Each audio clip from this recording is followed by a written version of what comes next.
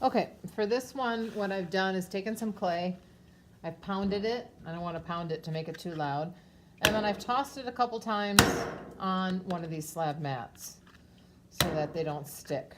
To make it look really good, I'm going to go ahead and use my rib and compress.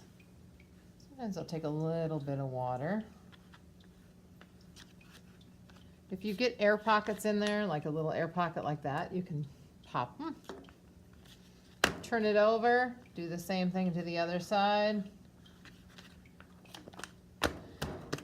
Now I told you not to cut out a triangle and add the whole triangle on there, but if you're going to only have part of it on the pot and the rest sticking out, you can cut that triangle. So let's look at how it fits on the pot. Sometimes you might want to cut a paper pattern so that you get them all the same. And you can see that's fairly close, not completely. And maybe I'll just trim it on the pot just to make sure it gets a little closer.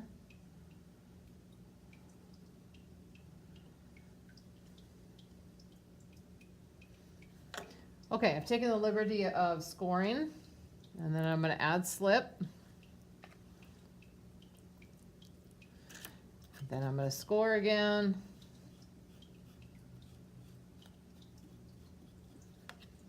Do the same thing with the other side, score.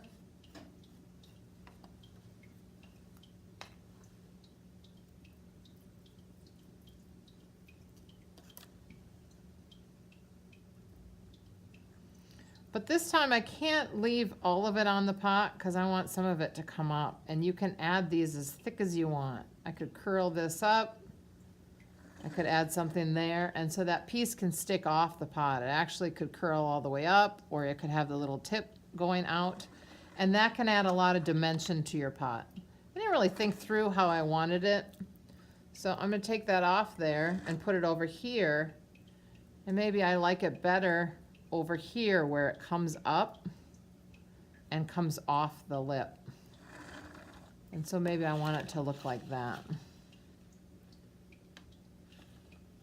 So make sure you try things out. You know that you probably have what you want when you stop wanting to take it off the pot. Let me show you a couple more things. Another thing that we do, I'll show you here, that's kind of fun, is to take little round circles, put them on the pot, and then blend them down. They look like scales. In some cases, they could look like flowers. But you would just score and slip and continue doing that. So that can add dimension to your pattern. Fish scales, flowers, patterns, they can be all sorts of different things.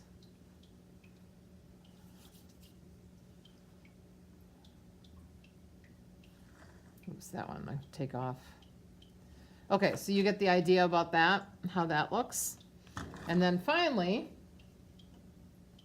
sometimes we get people that want to put flowers on their pot.